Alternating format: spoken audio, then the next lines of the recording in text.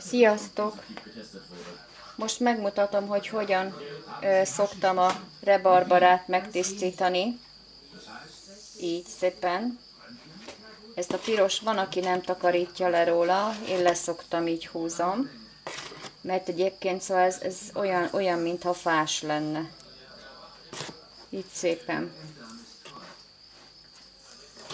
Így. És a rebarbanánál nagyon fontos, hogy ne zöld legyen, hanem piros. Tehát, hogy ilyen szép pirosak legyenek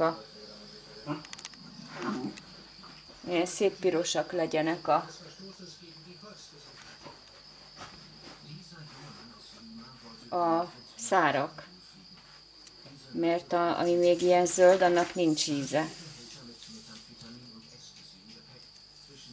Tehát, hogy ilyen gyönyörűen így lehúzom ilyen. Ez jön le róla. Ez egy ilyen bőr. Így.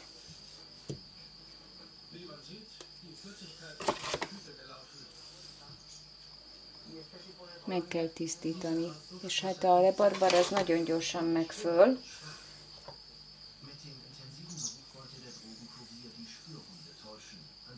Most nekem 3 darabra lesz szükségem, úgyhogy ezt csak 3 darabot tisztítok meg, és akkor utána folytatom egy másik videóba a süteményt.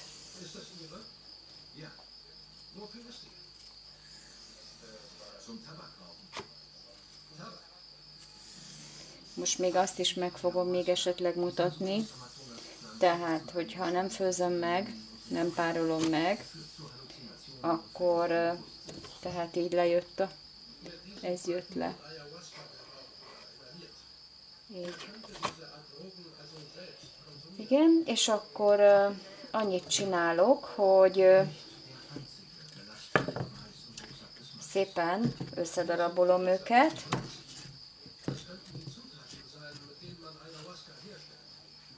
Így. Kisebb darabokra.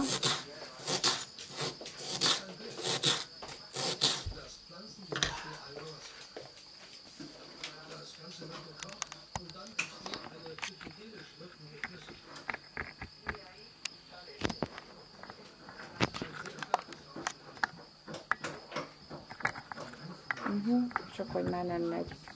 Jó. Oké. No. Tehát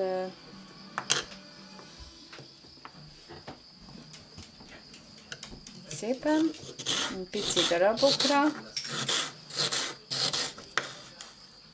Szóval látjátok, ezért kell megtisztítani, mert ilyenek jönnek. Tehát az nem nagyon kellemes, hogyha benne van a süteményben. Van, aki nem tisztítja meg, de én megtisztítom, tehát.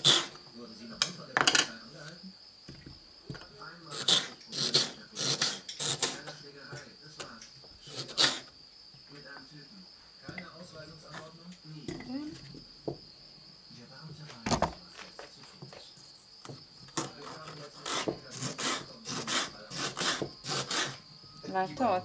Tehát ezért kell megtakarítani, mert ilyenek maradnak még rajta.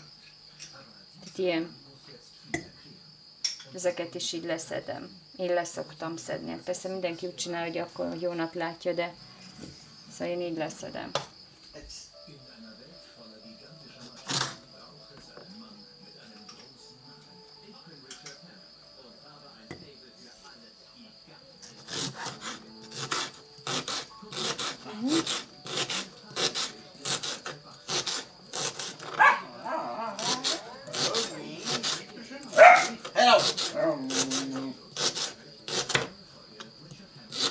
Kiskutyámmal megint működik. Úgyhogy ezt itt szépen ide beleteszem, és még melyik ilyen piros.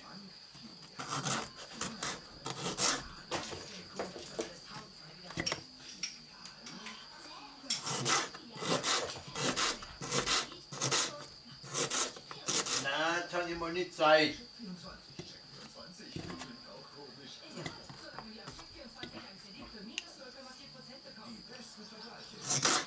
Igen. És akkor, mivel hogy ez egy eléggé magas víztartalmú növény, ezért mielőtt beletenném a süteménybe, le fogom cukrozni, hogy ki tudjon belőle jönni a víz, a víztartalom, és nekem van ilyen levendulás mirfacukrom. 2 kanállal teszek így rá, és addig, amíg készítem a süteményt, addig egy picit áll, és akkor készítem a tésztát, addig egy picit áll, és akkor úgy jobb lesz. Köszönöm, hogy megnézted a videót, jó egészséget kívánok, szép napot, vigyázz magadra, szervusz!